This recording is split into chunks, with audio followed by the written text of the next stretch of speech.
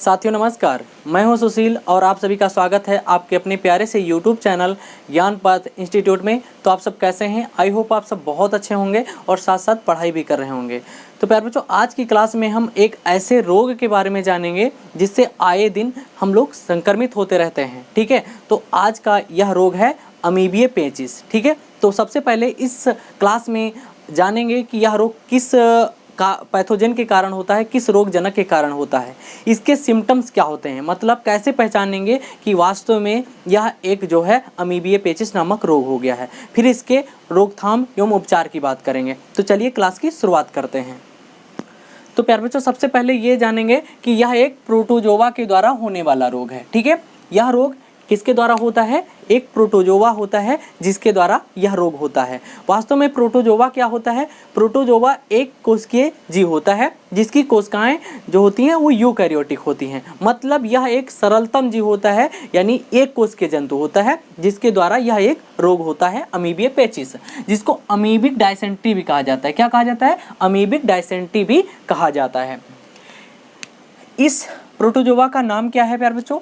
तो ये बताया गया है, यह रोग एंट अमीबा हिस्टोलिटिका, यानी इस प्रोटोजोआ का क्या नाम है? एंट अमीबा हिस्टोलिटिका नामक प्रोटोजोआ होता है जिसके द्वारा यह रोग उत्पन्न होता है। यह एक परजीवी होता है। क्या होता है? परजीवी होता है, जो दूसरे जीवों के ऊपर पाया जाता है, जीवों के शरीर के अंदर पाया जाता है। यह एक जलजन्य रोग है, मतलब यह एक खास तौर पर अधिकतर ये जल के द्वारा उत्पन्न होने वाला रोग है, क्योंकि ये जो प्रोटोजोआ होता है ये सामान्यतः जल के अंदर पाया जाता है। तो यह बताया गया कि यह एक जलजन्य रोग है। अब हम ये बात करेंगे कि इसका संक्रमण कैसे होता है।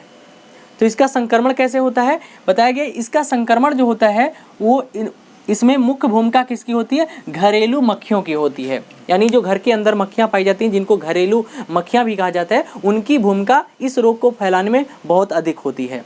कैसे? क्योंकि ये संक्रमित व्यक्ति के मल पर जाकर बैठती हैं और वहाँ से संक्रमित व्यक्ति का जो मल होता है वहाँ पर बहुत सारे प्रोटोजोआ उपस्थित होते हैं। उन प्रोटोजोआ को ला करके ये भोजन के ऊपर, जल के ऊपर ये छोड़ देती हैं, जिससे भोजन और जल ये दोनों संदूषित हो जाते हैं और जिसको खाने के बाद स्वस्थ व्यक्ति भी संक्रमित हो जाता है। तो कुछ इस प्रकार से इसका संक्रमण होता है। यही चीज़ें हमने लिखा है कि घरेलू मक्खियाँ इस रोग की वाहक होती हैं, मतलब जो प्रोटोजोआ होता है इसको फैलाने में मदद करती हैं। ये परजीवी को, यानी इस प्रोटोजोआ को संक्रमित व्यक्ति के मल से ले जाकर के भोजन को संदूषित कर देती हैं, जिसको खाने से स्वस्थ व्यक्ति भी संक्रमित हो जाता है। मतलब इनकी महत्वपूर्ण भूमिका होती है घरेलू मक्खियों की। अगर हम लक्षण की बात करें, सिम्टम्स की बात करें, तो ये क्या, इसके सिम्टम्स क्या हैं? यानी कब्ज हो जाती है, उदरीय पीड़ा होती है, यानी पेट के अंदर दर्द होता है, ऐंठन भी होती है और अत्यधिक श्लेष्म तथा रुधिर के थक्के वाला मल इस रोग का प्रमुख लक्षण है। मतलब पेट में ऐंठन होगी, अत्यधिक श्लेष्म बनता है। अब ये श्लेष्म क्या होता है बहुत सारे बच्चों को नहीं पता होगा। श्लेष्म को हम लोग सामान्यतः आंव भी कहते हैं। क्या कहते हैं? आंव भी कहते हैं। ठीक है, तो यानी ये श्लेष्म होता है जो लसलसा टाइप का एक पदार्थ होता है जो मल के साथ निकलता है, और ये रुधिर के थक्के वाला, यानी उसमें रुधिर का थक्का भी निकलता है। तो ये जो है इस रोग का प्रमुख लक्षण है।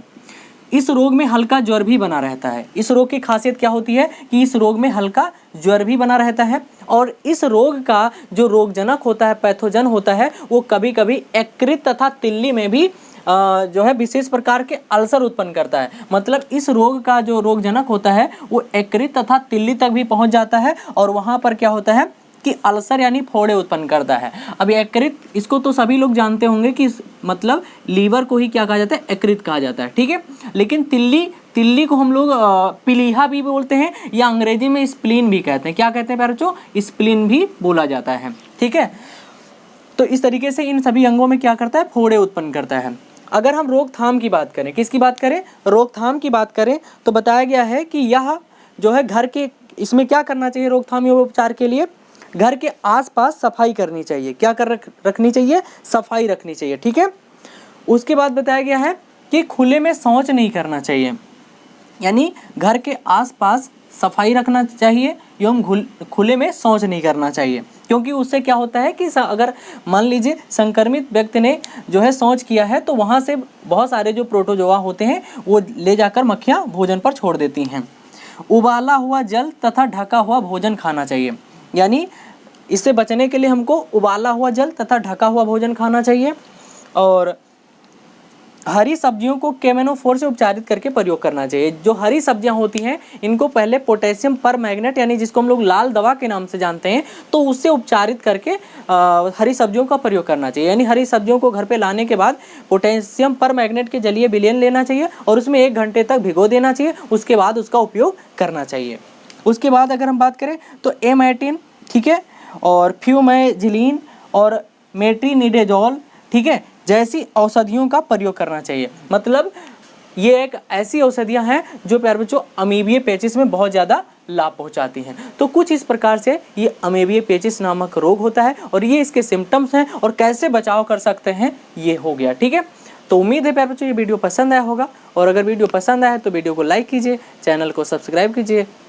बहुत बहुत धन्यवाद।